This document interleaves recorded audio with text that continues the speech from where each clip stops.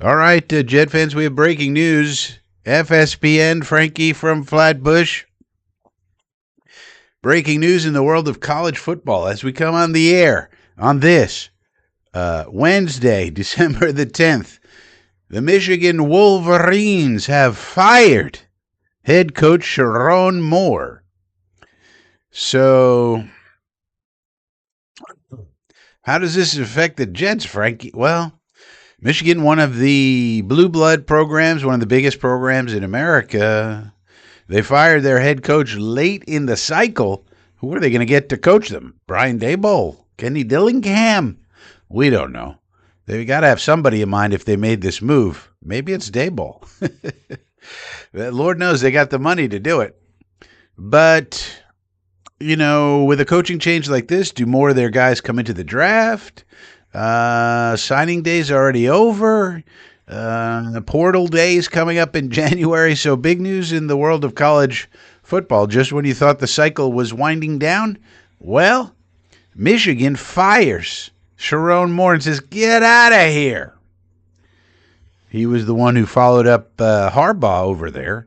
Harbaugh got out of there just as soon as they were going to get fined and sanctioned and whatever happened to them after winning the Natty. In terms of cheating, the cheating that he did or didn't do, his staff did or didn't do, Connor Manalians, whatever. His name was, they took a fine, but they said, "We got a Natty," and Harbaugh said, "I'm out of here." And then Chiron Moore got the job, and now he's out of there. So a lot of the Michigan men, perhaps upset, perhaps Adam Schefter, perhaps Dave Portnoy, perhaps all of the Michigan men who support that program, the rich ones, they said, "We want Chiron Moore out of here. We want to get somebody else." Now, it'll be interesting to see who the heck they get. Wonder if there's any reaction in my college football list. The dismissal is for cause. Oh, what? According to Ross Dellinger, a reliable source on college football things, I forget who he works for, maybe Yahoo. Michigan has fired Chiron Moore for a violation of university policy. Oh. The dismissal is for cause. A university investigation uncovered off-the-field transgressions. So he was transgressing. So very, very strange. All right. Wonder what that was all about. We'll get the details here shortly. So it wasn't a fact that the donors weren't happy with him and people weren't happy with him, even though they did go 9-3, but they did have a baby quarterback. They had an 18-year-old at quarterback, for God's sakes. But it wasn't just that. And they lost the game. The game. Very exciting. But not only that, they had some transgressions. Oh, no good. No good, Sharon. What are you doing? Oh, so bad. You cannot have transgressions. That's not what you want. All right, so there you go. That's why it was, the timing would have been weird if they just chose to fire him because of, performance. Because it's so late in the cycle and everybody's all been hired everywhere, and they're all getting settled into their staffs and everything. So now it makes more sense. Okay, he did something wrong. God knows what it was. We'll find out. But that's why they're getting rid of him. And now where do they turn? Well, probably they have someone on staff. It'll probably be, I would think, it'll probably be one of his main assistants, right? I forget who Michigan has up there at the moment. Oh, Wink Martindale. Why doesn't Winky Dink take over, right? At least transitionally, they probably just hire Winky Dink. He's got a lot of coaching experience. Yeah, that's probably what they do. Oh, Winky Dink sitting right there. Former NFLer. All right, so that's the breaking news as we come on the air here on FSPN. This is FSPN, your trusted name in fake news, although we talk about real news as well. But we mostly talk about here is Jet stuff.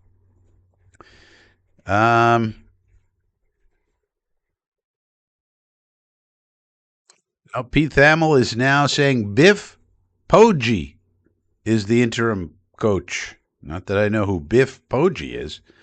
Has been terminated with cause effective immediately, Michigan said. Following university investigation, credible evidence was found. Oh, no. That Coach Moore engaged in an inappropriate relationship with a staff member. This just gets worse and worse. What are we doing, Mr. Moore? Oh, no. Inappropriate relationship with a staff member. So that means inappropriate would mean someone who reports to him. You know, if it was just somebody at the university, or that wouldn't be great, but it wouldn't be necessarily inappropriate. Inappropriate means somebody who reported to him, and then they got into a little relationship, and then that's not good. Oh, boy. Well, it just kept getting worse and worse. You feel bad for Sherrone, but listen. Now, that's what is saying. Maybe there's another side to the story. We don't know. But they're saying Biff Poggi, P-O-G-G-I, is the interim coach, according to Pete Thamel. So, I don't know who Biff Poggi is. Then again, I'm not exactly Josh Pate or one of these guys that, covers college all the time. All right. Well, I thought they would go with old Winky Dink. Him I know from the NFL, of course. Let's see if does it get any worse than Pete Nikos.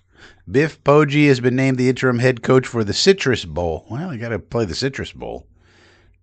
Can't be not playing a bowl of citrus. All right. Well, listen. Maybe there's another side to the story. Maybe they got it wrong. I don't know. But you certainly cannot be engaging in any kind of relationships with inappropriate people. That's, what are you doing? And again, it could, I don't know. That's what University of Michigan's saying. His side of the story may be different. I don't know. But you would think the Michigan Wolverines are not really wanting to fire their head football coach at this point in time, or any point in time.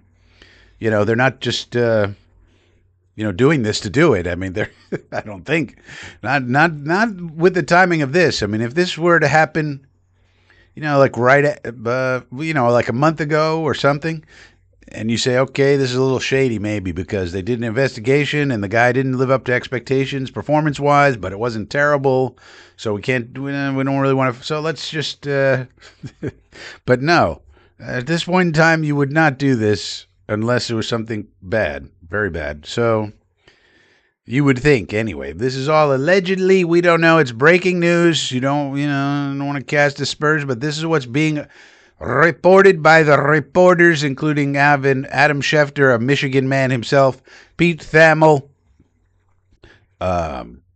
Pete Nakos, all the Petes, Pete Thamel, Pete Nakos, these are all credible reporters. And that is what they are reporting. Chiron Moore, inappropriate relationship, fired. Get out of here. No bueno. No bueno. So the Michigan Wolverines go from cheating, but winning a natty, and getting penalized, but, paying a fine, basically, and firing Connor Stallions, or whatever his name was, Connor Millions, and then having disappointing seasons, having a baby quarterback, this 18-year-old Underwood, who might be good at some point, but he's 18 years old, and they lose the game, and they have 3-loss season, and don't get into the playoffs, and now Chiron Moore, inappropriate relationship, according to Michigan, and dismissal for cause. See you later. So, that's not good. Dave Portnoy and all the Michigan men are not going to be too happy about this one. But all the Ohio State people, like Garrett Wilson and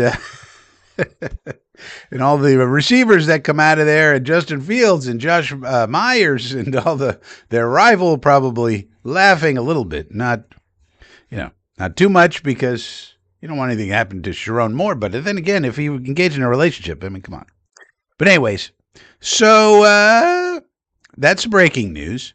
Now, let's get to the Jets news of the day, shall we? First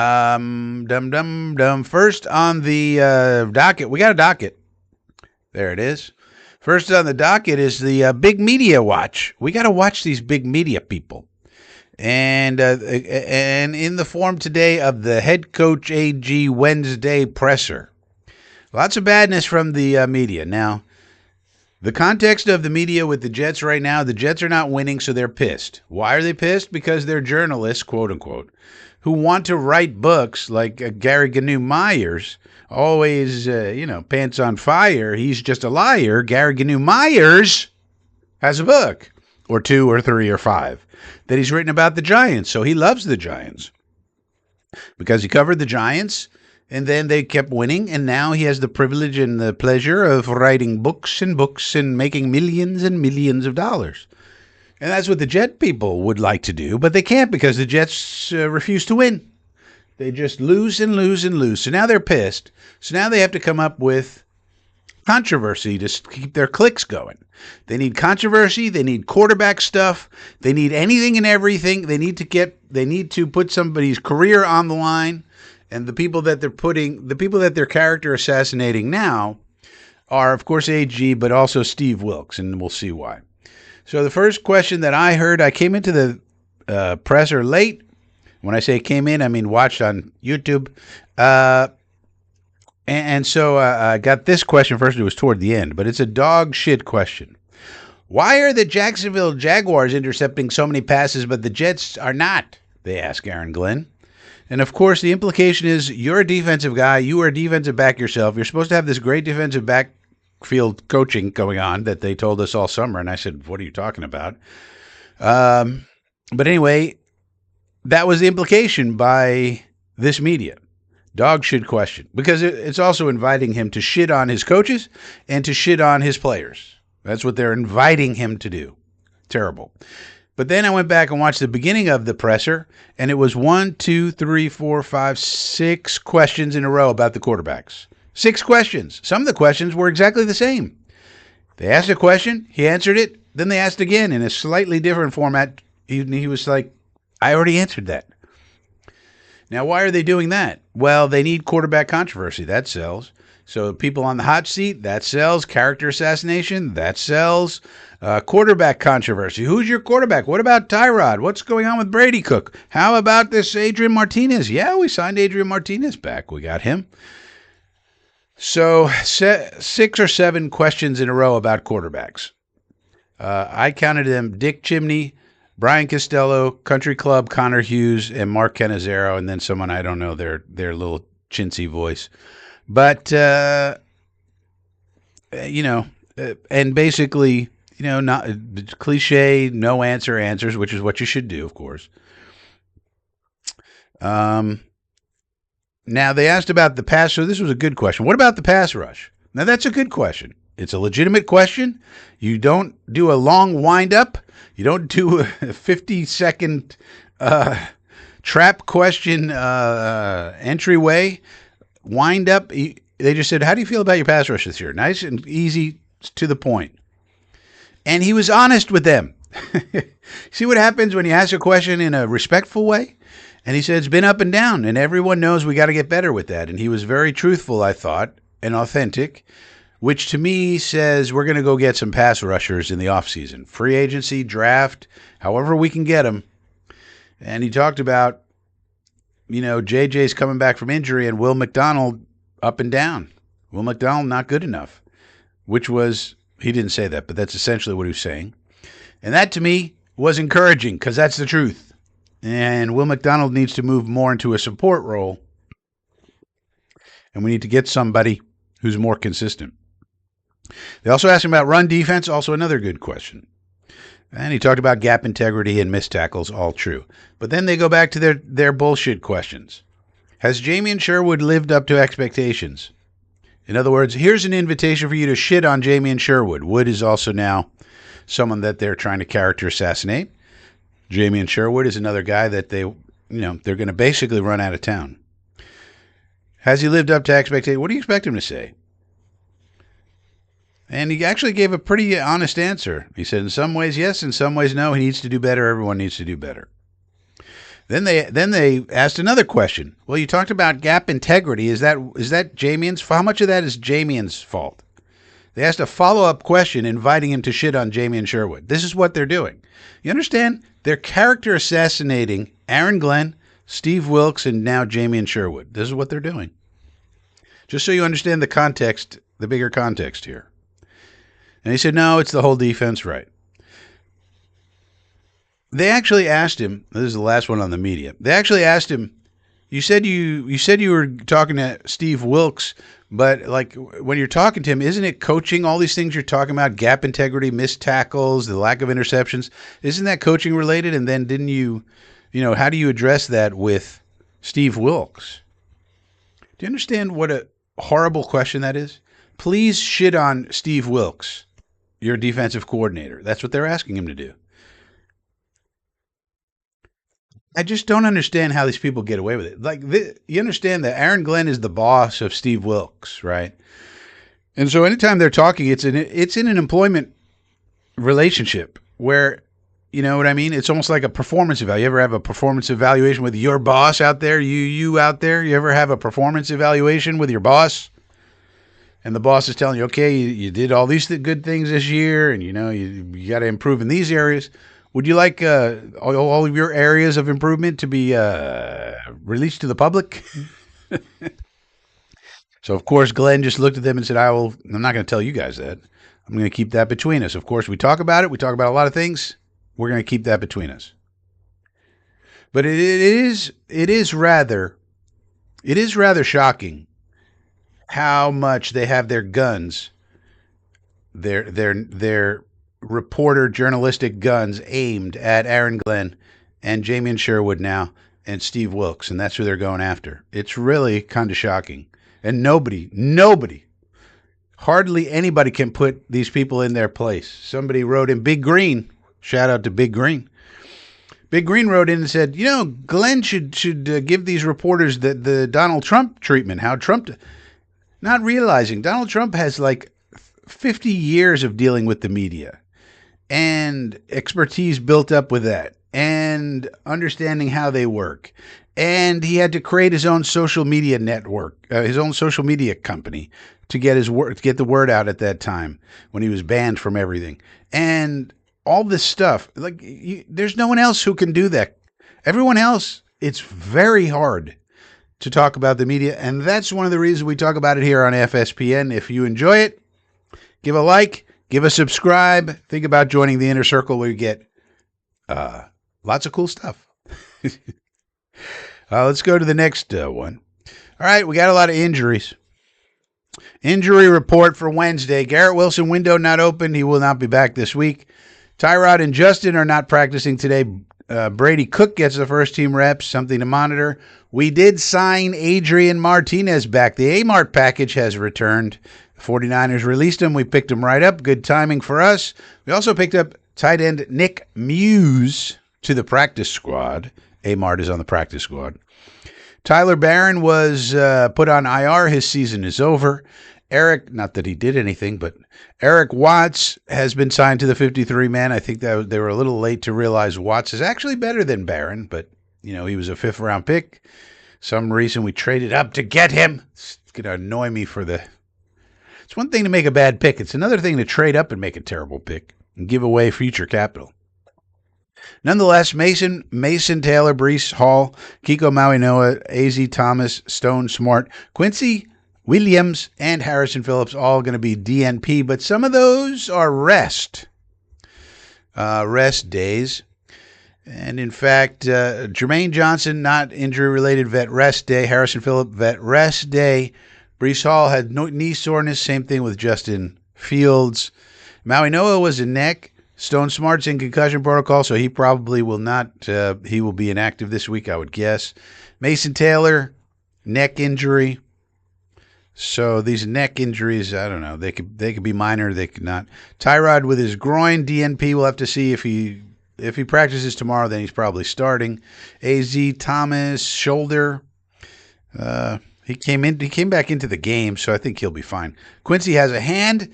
He was DNP, and Tony Adams with a groin full. So a lot of those guys are going to play for the Jaguars.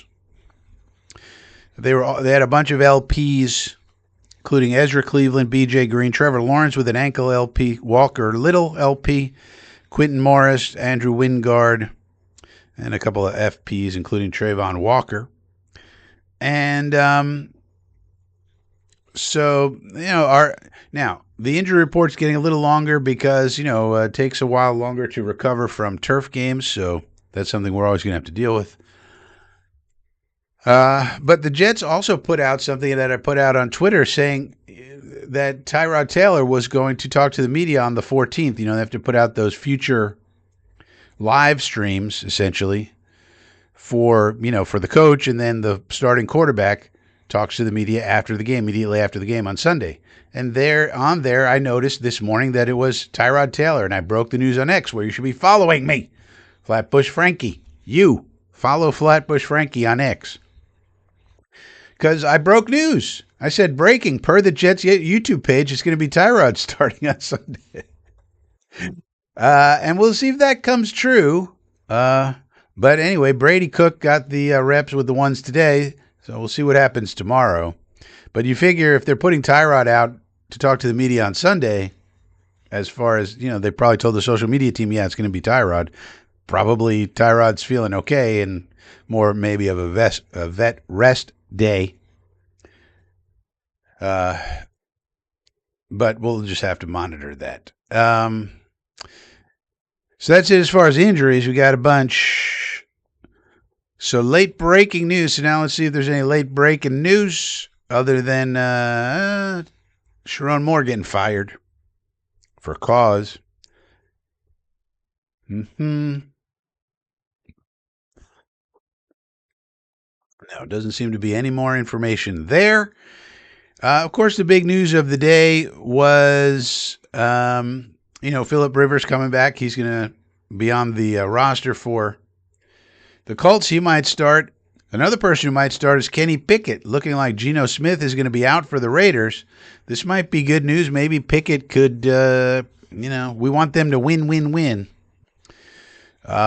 There's also a report that one of the beat reporters for the Raiders suggests what the Raiders should do with this whole clown show they got going on over there is get rid of Pete Carroll and instead bring in John Gruden and bring in Derek Carr for a 1 or 2 year bridge to a young quarterback.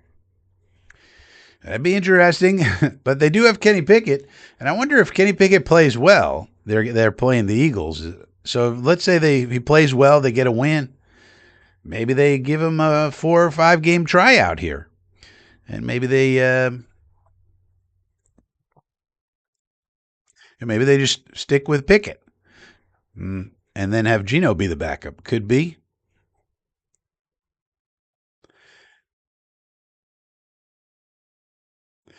So that's big news. Just checking the wires here. NFL is renegotiating its contract with the referee union. Yeah, the referees got a union. It's called the NFL Referees Association. It's a union. And so they are renegotiating, and the things that they're seeking to change are actually all good. They govern officials' bonus pay, postseason assignments, training programs, probationary period, off-season dead period.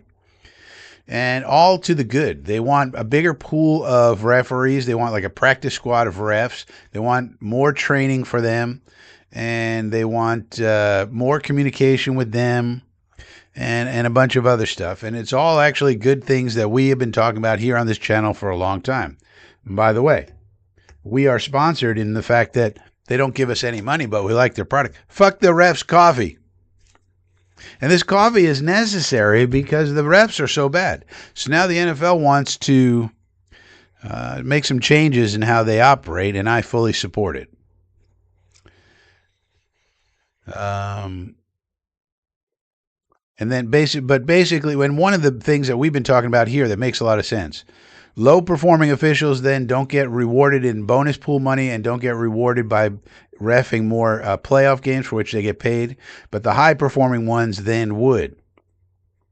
So basically creating an incentive to be a high performing official with, then there has to be a system to determine who's high performing, who's low performing. That's one of the things we said we wanted here on this channel. So that's good. And like that's about all as far as the late breaking news section of this program. Let's check and make sure. Yeah, that's about all. Every day, there's more and more news. The NFL is like a train like no other. Oh, maybe Michigan will hire Brian Kelly.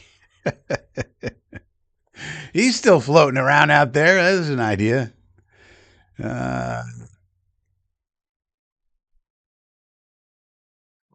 Kelly to Michigan. Brady Cook on his huddle command last Sunday, which impressed many of his Jets teammates. Quote, I think when you're a new quarterback, a new leader in that situation, it comes down to competence. If your teammates and the people around you know that you're competent at your job and you can do it at a high level, they're going to believe in you. They are going to listen to your command. And I think I've shown that to them, so they believe in me. I know they believe in me. So when I get in that huddle, I trusted on that. So everything about Brady Cook in terms of the mental side, in terms of the moxie and the, football IQ and all that seems to be okay. So that's kind of a good thing. Likeable kid. Hope he does well. Would have liked to have redshirted him this year, but man, oh man. Okay. Yeah, that's about it. All right. Let me know what you think about all this in the comment section down below, and I will see you next time.